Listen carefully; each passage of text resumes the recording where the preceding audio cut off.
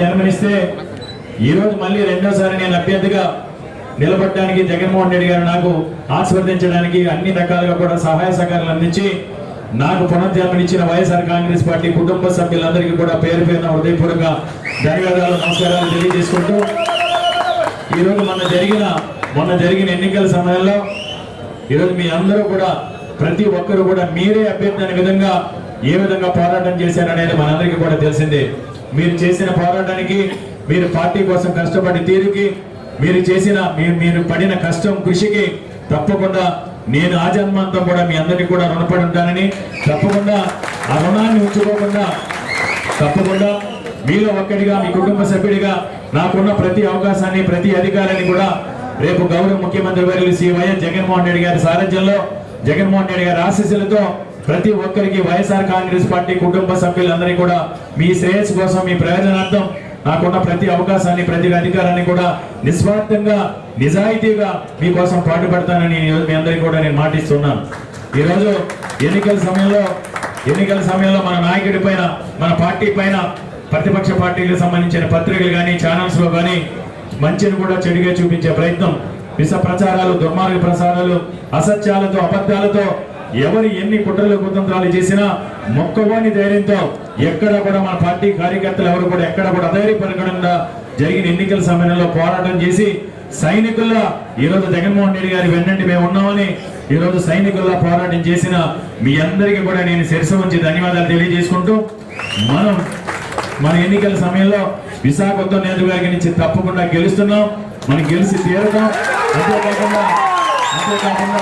అంతేకాకుండా తప్పకుండా వైఎస్ఆర్ కాంగ్రెస్ పార్టీ అధికారంలోకి రాష్ట్రంలో 2019 కంటే కూడా మెరుగైన పల్లెలతో వైఎస్ఆర్ కాంగ్రెస్ పార్టీ రాష్ట్రంలోకి అధికారంలో రాకపోతోంది. జగన్మోహన్ రెడ్డి గారు విశాఖపట్నంలోనే రెండోసారి ముఖ్యమంత్రిగా ప్రమాణ స్వీకారం చేయబోతా ఉన్నారు. జగన్మోహన్ రెడ్డి గారి సారథ్యంలో దశాబ్దాలుగా గత పాలకుల నిర్లక్ష్యం వల్ల వెనక్కి నెట్టిపోయిన ఉత్తరాంధ్ర ప్రాంత ఆత్మాభిమానాన్ని, ఆత్మగౌరవాన్ని కూడా కాపాడుకునే విధంగా ఈ దేశంలోనే అగ్రగామి నగరంగా విశాఖపట్నం, ఈ దేశంలోనే అత్యంత అభివృద్ధి చెందే ప్రాంతంగా ప్రపంచ పటంలో కూడా నిలిచిపోయే విధంగా ఉత్తరాంధ్ర ప్రాంతం జగన్మోహన్ రెడ్డి గారి సారథ్యంలో రేపు అభివృద్ధి చెందబోతా ఉంది. ఇది అక్షర సత్యం. ఇది జరిగి తీరుతుంది. ఇది 100% కూడా జరిగి తీరుతుంది. ఎందుకంటే ఈరోజు ఉత్తరాంధ్ర ప్రాంత అభివృద్ధికి కట్టుబడి ఉన్నది ఒక వైఎస్ జగన్మోహన్ రెడ్డి గారు మాత్రమే. ఈరోజు మన అందరం కూడా మన నాయకుని స్ఫూర్తిగా తీసుకోవాల్సిన అవసరం ఉంది. ఎందుకంటే రాజకీయాల్లోనే కాదు, ఆయన వ్యక్తిత్వం కానీ, ఆయన నడవడిక కానీ, ఆయన ఆలోచన ద్వారా ఈ స్వతంత్ర భారత 75 సంవత్సరాల స్వతంత్ర భారతదేశ చరిత్రలో 29 రాష్ట్రాల్లోని కూడా ఉన్న నాయకులందరూ కూడా మాట మీద నిలబడితే జగన్మోహన్ రెడ్డిలా నిలబడాలి, సంక్షేమ కార్యక్రమాలు అమలు చేస్తే జగన్మోహన్ రెడ్డిలా చేయాలి, సుపరిపాలన అందిస్తే జగన్మోహన్ రెడ్డిలా చేయాలి అని ఈ రోజు మిగతా రాష్ట్రాల ముఖ్యమంత్రులు కూడా ఈ రోజు జగన్మోహన్ రెడ్డి గారిని ఆదర్శంగా తీసుకునే విధంగా ఈ రోజు కేంద్ర ప్రభుత్వం కూడా జగన్మోహన్ రెడ్డి గారు ప్రవేశపెట్టిన సచివాలయ వ్యవస్థ, వాలంటరీ వ్యవస్థ, జగన్మోహన్ రెడ్డి గారు ఆంధ్రప్రదేశ్ రాష్ట్రంలో తీసుకొచ్చిన సంస్కరణల గురించి కొని ఈరోజు ఆలోచించే ప్రయత్నం చేస్తూ ఉన్నారు. కాబట్టి నిజంగా మళ్ళీ చెప్తున్నాం, నిజంగా జగన్మోహన్ రెడ్డి గారి సారథ్యంలో ఆయన వెనక సైనికుడిగా నట్టినందుకు నేను ఎప్పుడు కూడా తలెత్తుకుని గర్వపడతాం. మరి ఈరోజు జగన్మోహన్ రెడ్డి గారి వల్ల కాలర్ ఎగరేసుకుని మనం ఉండే స్థితిలో ఉన్నాం.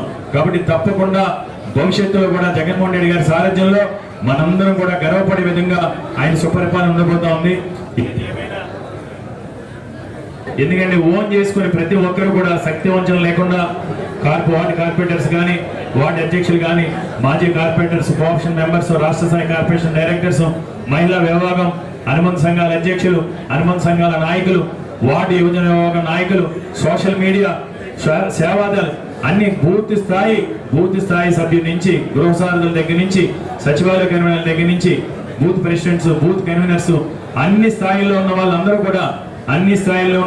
కూడా ఈ రోజు మన నియోజకవర్గం పక్క నియోజకవర్గాలకి కూడా ఆదర్శంగా నిలిచే విధంగా మీరందరూ చేసిన కృషికి నేను జన్మతో మీ కృతజ్ఞతలు మీ అందరూ కూడా తెలియదు. ఎందుకంటే ప్రతి ఒక్కరు కూడా ఎక్కడ మొక్కలోని ధైర్యంతో మన ప్రచారం నామినేషన్ రోజు దగ్గర నుంచి లాస్ట్ డే జరిగిన రోడ్ షో వరకు కూడా ఎండనక వాననగా ఇంత ఒక్కపోతలో కూడా మీరందరూ కూడా శ్రమించారు. మీ కష్టానికి ఫలితంగా ఎందుకంటే ఈ రోజు ఫలితం సాధిస్తున్నామంటే అది మీ అందరి కష్టమే. ఎందుకంటే నేను జగన్మోహన్ రెడ్డి గారి అవకాశం కల్పించేంత కాబట్టి మన నియోజకవర్గం నుంచి నేను మీ ప్రతినిధిగా మాత్రమే మీ ముందున్నాను.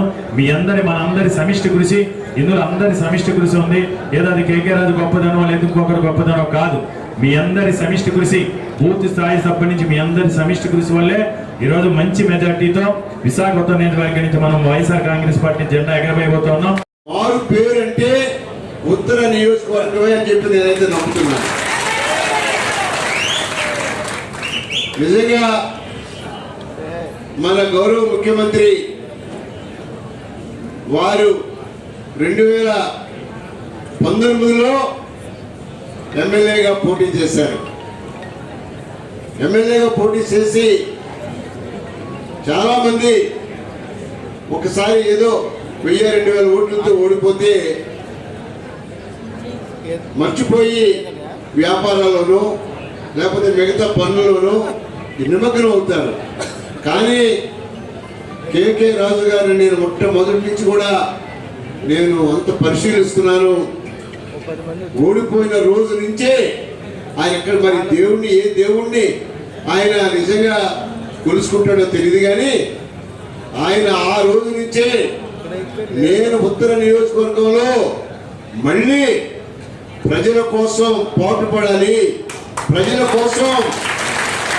కోసం జీవించాలి, ప్రజలతో నివసించాలి అనేటువంటి ఏకైక లక్ష్యంతో జయంతో నిజంగా పనిచేసినటువంటి చక్కటి మనిషి, యువకుడు చెప్తున్నాను.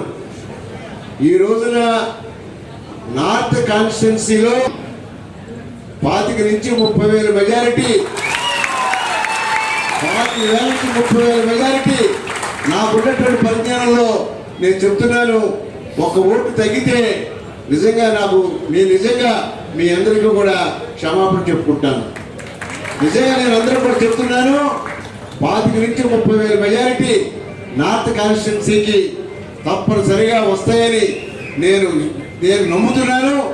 జగన్మోహన్ రెడ్డి గారికి నిజమైనటువంటి విధేయుడు, నిజమైనటువంటి సేవాపరుడు, ఈ పార్టీకి నిజంగా కార్యకర్త ఎవరైనా ఉన్నారంటే అది నిజంగా విశాఖపట్నం సిటీలో కేకే రాజు గారు అని చెప్పి నేను నమ్ముతున్నాను.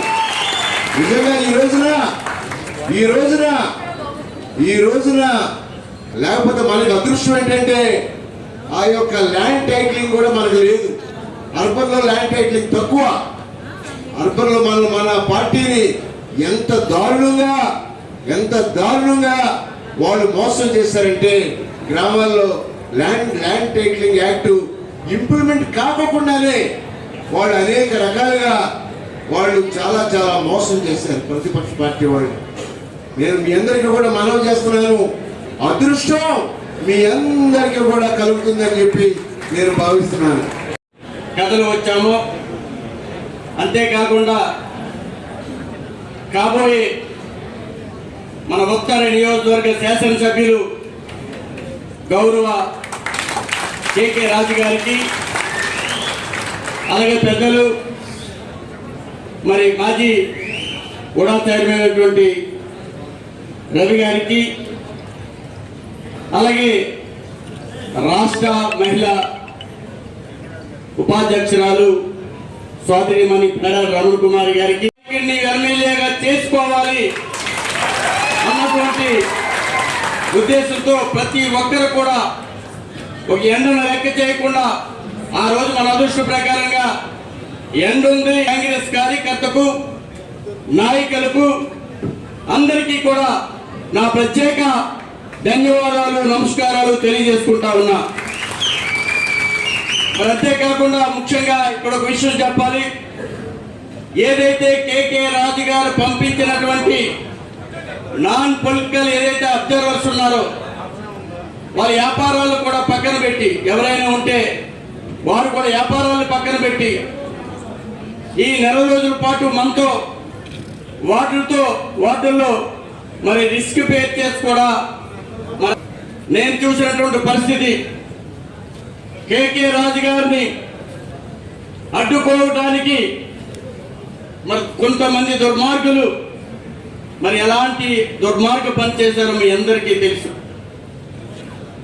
ఎప్పుడైనా సరే మన జగన్ గారు అంటూ ఉంటారు, పైన దేవుడు ఉన్నాడు, నాతో ప్రజలు ఉన్నారు అని చెప్పేసి.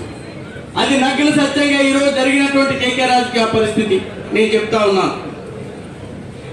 ఏదైతే కొంతమంది నాయకులు ఉన్నారో, కార్యకర్తలు ఉన్నారో, బూత్ కన్వీనర్లు ఉన్నారో, ప్రతి ఒక్కరు కూడా చెమట వచ్చి మీరు కష్టపడినటువంటి తీరి కానీ, మీరు కష్టించినటువంటి కష్టానికి కానీ మీ రుణం కేకే రాజు గారు తీర్చుకుంటారని చెప్పేసి ఈ సందర్భంగా ప్రతి ఒక్కరికి కూడా మరి తెలియజేస్తూ నాకు ఈ అవకాశం.